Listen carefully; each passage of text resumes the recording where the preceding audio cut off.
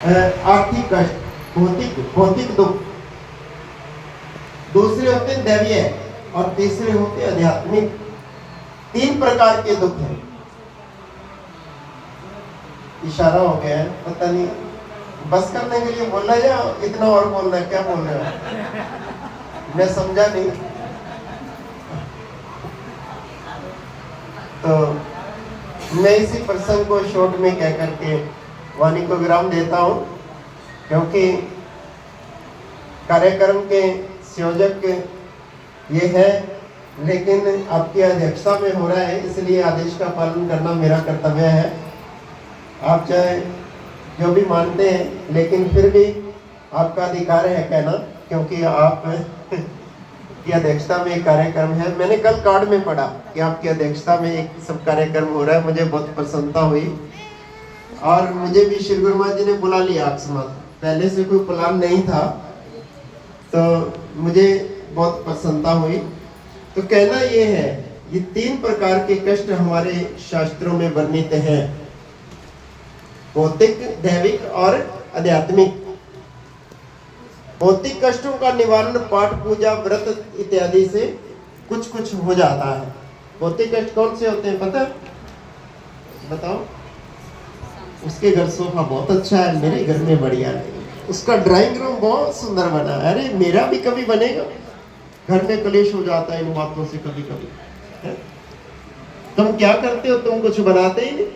उनकी रसोई कितनी अच्छी है, उनका वॉशरूम कितना अच्छा है, उनकी कोठी कितनी अच्छी, उनकी गाड़ी कितनी अच्छी, उनके घर में फ्रिज इतना बड़ा है, हमारे घर में क्यों नहीं है?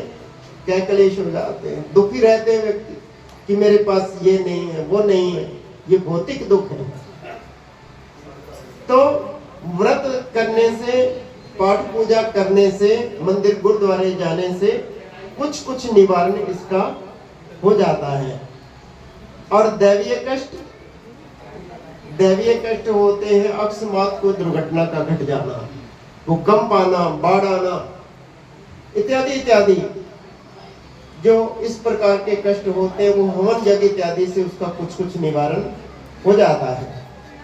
तीसरे आध्यात्मिक दुख, सब कुछ होते हुए भी दुखी, सब कुछ दिया है परमात्मा ने, खाने पीने की कमी नहीं है, कार कोठी सब कुछ है, लेकिन फिर भी दुख है।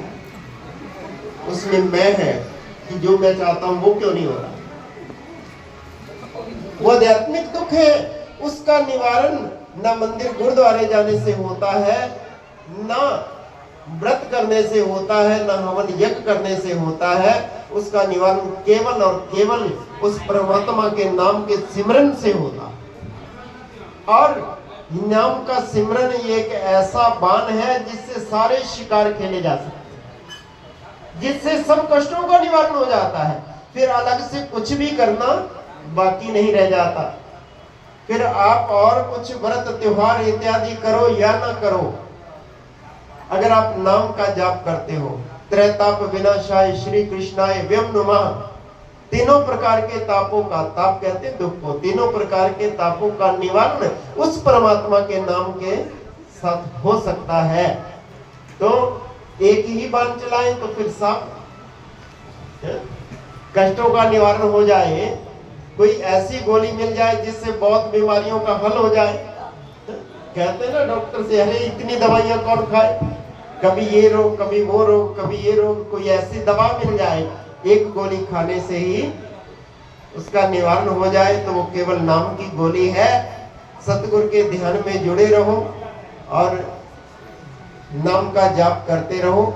इन्हीं शब्दों के साथ अब माइक भी बजना दोबारा शुरू हो गया है, तो आइए मिलकर के जय घोष करें। आगे का जो कार्यक्रम होगा वो संत बहन जी आपको बताएंगे।